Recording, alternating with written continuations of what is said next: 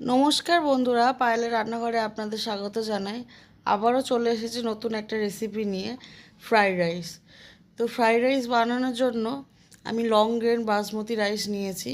আমি প্রথমেই চালটাকে খুব ভালো করে ধুয়ে নেব, নিয়ে আধা ঘন্টার জন্য ভিজতে ছেড়ে দেব। এদিকে গরম জল বসিয়েছি, তাতে গোটা গরম মশলা আর পরিমাণ মতো নুন দেব। তো এদিকে ভাত করার জন্য আমার জলটা গরম হোক। দেখুন চালটা কিন্তু খুব ভালোভাবে ভিজে গিয়েছে, এদিকে জলও কিন্তু ফুটে গিয়েছে। তো আমি এবার চালগুলো দিয়ে দেব।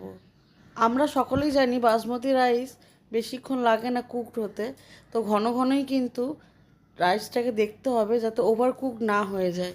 তো আমি আবারও সমস্ত কিছু খুব ভালো করে একটু মিক্স করে দিয়ে, দেখুন এদিকে কিন্তু চাল ফুটে গিয়ে আমার 90% ভাত প্রায় হয়েই গিয়েছে। তো এই পর্যায়ে আমি একটু ভিনিগার বা লেবুর রস অ্যাড করব। ক্লিপটা আমার নেওয়া হয়নি, আপনারা কিন্তু অবশ্যই ভিনিগার বা লেবুর রস অ্যাড করবেন। দেখুন তাতে ভাতটা কিন্তু খুব ঝরঝরে হবে। আমি ভিনিগার অ্যাড করেছি, আপনাদের ঘরে যেটা অ্যাভেলেবেল থাকবে আপনারা সেটাই অ্যাড করবেন। তো চলুন এদিকে কড়াই বসিয়ে দিয়ে একটু সাদা তেল আর ঘি দিয়ে দিয়েছি। সাদা তেল আর ঘি গরম হতেই কেটে রাখা গাজর আর বিনস দিয়ে দিলাম, দিয়ে একটু নাড়াচাড়া করে পরিমাণ মতো লবণ দিয়ে দিলাম। লবণটা একটু বুঝেই আমি দিলাম, যেহেতু রাইস করার সময় আমি বেশ খানিকটা লবণ দিয়েছিলাম। আর এদিকে কাজু আর কিশমিশটা দিয়ে দিলাম। কাজুটা আমি একটু টুকরো করেই দিয়েছি যাতে প্রত্যেক বাইটে মুখে পড়ে, খেতে ভালো লাগবে। আর অল্প করে ক্যাপসিকামও সবাই শেষেই দিলাম, কারণ ক্যাপসিকাম বেশি ভাজতে লাগে না। এবার দেব পরিমাণ মতো চিনি।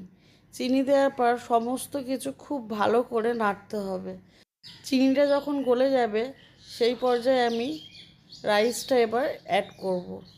রাইস দিয়ে কিন্তু খুব হালকা হাতে নাড়াচাড়া করতে হবে, নইলে কিন্তু চালগুলো ভেঙে যেতে পারে।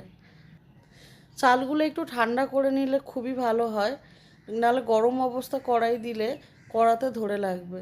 চেষ্টা করবেন যাতে ঠান্ডা করে নিতে পারেন।